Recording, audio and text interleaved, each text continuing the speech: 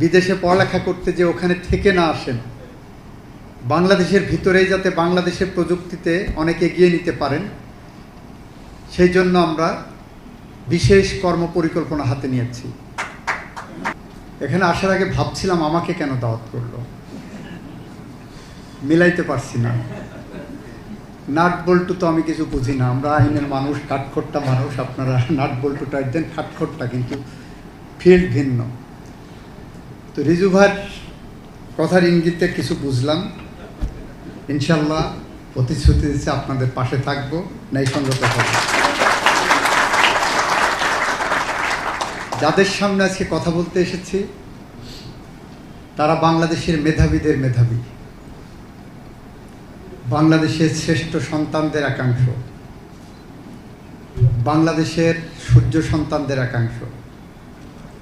মেধা, প্রজ্ঞা, শ্রম, কমিটমেন্ট, দেশপ্রেমে ইঞ্জিনিয়াররা সবসময় সম্মুখ সারিতে থাকে। কিন্তু আমাদের দুর্ভাগ্য হলো আমরা এই মেধাবীদের বাংলাদেশে ধরে রাখতে পারছি না। আমাদের দুর্ভাগ্য হলো এই মেধাবীরা তাদের মেধা অর্জন করে মেধা বিতরণ করছে বিশ্বের বিভিন্ন জায়গায়, ভালো ভালো জায়গায়, উন্নত বিশ্বে। আমরা তাদের এখানে ধরে রাখার মতো কোনো প্রজেক্ট বা অন্য কিছু রাখতে পারিনি। এটা আমাদের একটা জাতির জন্য দুর্ভাগ্য এবং সরকারের কর্ম পরিকল্পনার অভাব। এবারের বাজেটে আপনারা দেখবেন বাংলাদেশ সরকার যে বাজেট পেশ করলেন 11 তারিখে, সেই বাজেটের একটি বড় অংশ, সবচেয়ে বেশি বাজেট দেওয়া হয়েছে শিক্ষা ক্ষেত্রে। সেই শিক্ষাক্ষেত্রের মধ্যে আবার টেকনিক্যাল শিক্ষা এবং স্বাস্থ্য শিক্ষাকে প্রাধান্য দেওয়া হয়েছে। ফলে আপনারা যারা ইঞ্জিনিয়ার আছেন, আপনারা এদেশে থেকে এদেশে উদ্ভাবনে, নতুন নতুন প্রযুক্তি উদ্ভাবনে আপনারা ভূমিকা রাখবেন, সেই প্রত্যাশার জায়গা থেকে আপনারা যাদের বুয়েট থেকে পাশ করে, কুয়েট থেকে পাশ করে বিদেশে পড়ালেখা করতে যে ওখানে থেকে না আসেন, বাংলাদেশের ভিতরেই যাতে বাংলাদেশের প্রযুক্তিতে অনেক এগিয়ে নিতে পারেন, সেই জন্য আমরা বিশেষ কর্মপরিকল্পনা হাতে নিয়েছি। এবং আশা করি বাংলাদেশে আপনাদের জন্য অনেক কর্মসংস্থানের পথ আমরা উন্মোচন করতে পারব, যে পথ ধরে বাংলাদেশ শিল্পায়নের দিকে এগিয়ে যাবে, যে পথ ধরে আপনাদের উদ্ভাবনী যন্ত্রপাতির মধ্য দিয়ে আমরা কৃষিক্ষেত্রে বিপ্লব ঘটাতে পারব। ইঞ্জিনিয়ারদের দেখানো পথে আমরা আমাদের ডেভেলপমেন্ট প্রোগ্রামগুলো অনেক দূরে এগিয়ে নিয়ে যেতে পারব। কিন্তু সমস্যা হয় অন্য জায়গা। সমস্যার জায়গাগুলো হলো, আমি গত সপ্তাহে একটা ফাইল দেখছিলাম, ইঞ্জিনিয়ার সাহেবরা তৈরি করে দিয়েছেন 4.5 কিলোমিটার রাস্তা, খুলনাতে আপ্রোচ রোড, 4.5 কিলোমিটার রাস্তার বাজেট দিয়েছেন চতুর্থবারের মতো, এটা এক্সটেনশনে এসেছে। তার বাজেট 280 কোটি টাকা। এটা দেখে আমার মাথা ঘুরে গেছে। এটা আমার দেশের কোনো অশিক্ষিত ভোখা নাঙা চাষার কারসাজি না। এটা আমার দেশের কোনো অর্ধশিক্ষিত টেকনিশিয়ানের কাজ না। এই যে বাজেটটা দিয়েছে আমার দেশের সর্বোচ্চ বিদ্যাপীঠ থেকে বের হওয়া ইঞ্জিনিয়ার সাহেবরা। 1 কিলোমিটার রাস্তা করতে 70 কোটি টাকা। এটা বিগত লুটপাট আমলের সময় শুরু করেছেন। 4.5 কিলোমিটার রাস্তা তৈরি করার জন্য 2022 সালের প্রজেক্ট, 22 সাল থেকে চলছে। এই সময় যখন আসছে আমাদের সামনে,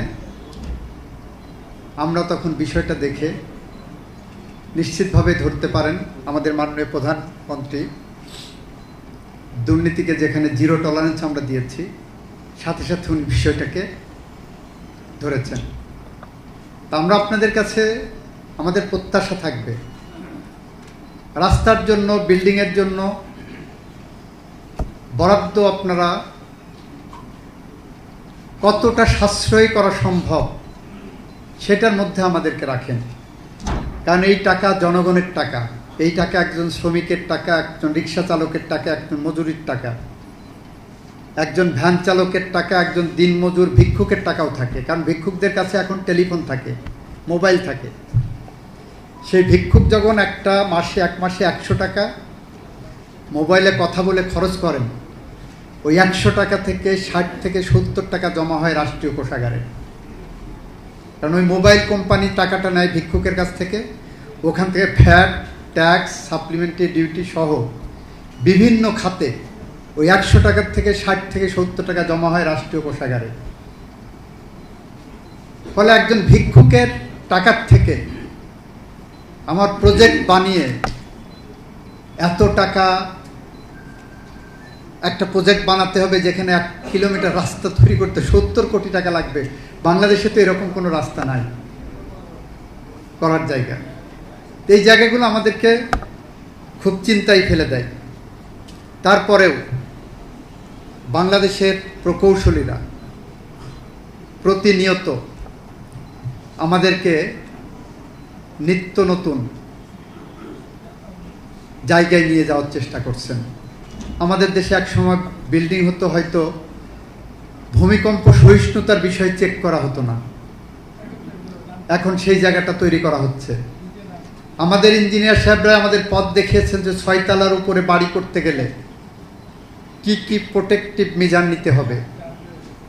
আমাদের ইঞ্জিনিয়ার সাহেবরা আমাদেরকে পথ দেখাচ্ছেন যে একটা বিল্ডিংয়ে শুধুমাত্র ঘরদোর থাকলে হবে না, সেখানে আলো বাতাস ঢোকার জন্য যথেষ্ট পরিবেশ থাকতে হবে। যে কারণে আপনি দেখবেন আজ থেকে 50 বছর আগের ভবন এবং আজকের ভবন, এটার মধ্যে আকাশ পাতাল পার্থক্য তৈরি হচ্ছে। এটা আধুনিকতা, প্রগতিশীলতা বলে আমরা মনে করছি। চাকরির বাজারে আপনাদের মধ্য থেকে দেখবেন, আমরা দেখছি ডাক্তার এবং ইঞ্জিনিয়ার বুয়েটের থেকে বিশেষ করে অনেক বেশি বিসিএসে বিভিন্ন ক্যাডারে তারা ধাবিত হচ্ছেন। অ্যাডমিন ক্যাডারে, পুলিশ ক্যাডারে, ফরেন ক্যাডারে, এসব জায়গায় ডাক্তার, ইঞ্জিনিয়ার বুয়েট থেকে, ঢাকা মেডিকেল থেকে পাশ করে বের হয়ে চলে যাচ্ছেন। পড়ালেখা করলেন এক ডাইরেকশনে, কিন্তু ভবিষ্যতে আপনার ডাইরেকশন পরিবর্তন করে আপনি অন্য জায়গায় যখন চলে যাচ্ছেন, নিশ্চিতভাবে এটা আপনার চয়েস, কিন্তু এটা রাষ্ট্রের ক্ষতির একটা কারণ। রাষ্ট্র একজন ইঞ্জিনিয়ার তৈরি করতে, একজন ইঞ্জিনিয়ার স্টুডেন্টকে বের করার জন্য যে পরিমাণ সাপোর্ট দেয়, সেই সাপোর্টটা আমরা কতটুকু ধারণ করতে পারি। আমি গতকাল কোথায় যেন দেখছিলাম, ইন্ডিয়াতে বলছে যে আমি এই সেক্টরে একটা স্টুডেন্টকে পড়াতে রাষ্ট্র যে পরিমাণ টাকা খরচ করছে, ওই পরিমাণ টাকা রিটার্ন রাষ্ট্র পাচ্ছে কিনা ভবিষ্যতে সেই সেক্টরে তাকে কাজে লাগিয়ে। আমাদের দেশে ওই একই প্রশ্ন করার সময় মনে হয় এসেছে, এবং সেই ভাবনা থেকেই আমরা টেকনিক্যাল সাইডকে অনেক বেশি গুরুত্ব দেওয়ার চিন্তা করছি। আমাদের মেধাবীরা 7 সমুদ্র 13 নদী পাড়ি দিয়ে যাচ্ছেন। আমাদের মেধাবীরা সেই যে পাড়ি দিয়ে যাচ্ছেন, বাংলাদেশে ফেরার আর কথা ভাবছেন না।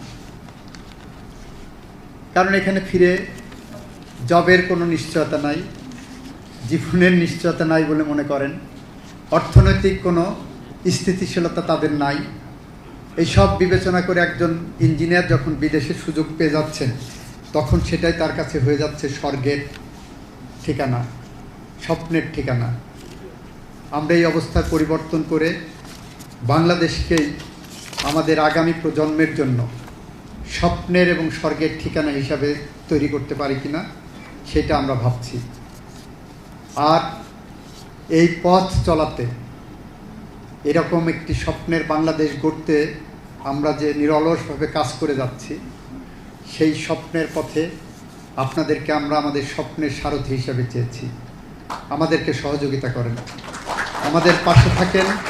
আমরা আপনাদের একটি স্বপ্নের ভিত্তি স্থাপন করে দিয়ে যেতে চাই, সো দ্যাট আগামী প্রজন্ম, বাংলাদেশের যে মানব সম্পদ, এই মানব সম্পদই বিশ্বের কাছে একটি অনন্য সম্পদ হিসাবে উপস্থাপিত হয়। এই কথা রেখে এই অনুষ্ঠানের এই ধরনের প্রোগ্রামের যারা আয়োজন করেছেন তাদেরকে বিশেষভাবে ধন্যবাদ জানিয়ে এই ধরনের প্রোগ্রাম নতুন প্রজন্মকে এনকারেজ করবে। এই যে 4 জন 50,000 টাকা যারা পেলেন, এখন যদি 4 জন শেরাটনে খেতে যান 50,000 টাকা এক ডিনারে চলে যাবে। এইটা বড় কথা না, money is not the issue. কিন্তু তার যে উদ্ভাবনী শক্তিকে প্রেরণা দিলেন, তার উদ্ভাবনী কার্যক্রমকে আপনারা যে ফোকাস করার জায়গায় আনলেন, এটা তাকে প্রেরণা দেবে, এটা তাকে অনুপ্রেরণা যোগাবে, অনুঘটক হিসাবে কাজ করবে এই বাংলাদেশের সমৃদ্ধির পথে এক একটি সোপান রচনা করার জন্য। এই কথা বলে আমি আমার কথা শেষ করছি। খোদা হাফেজ।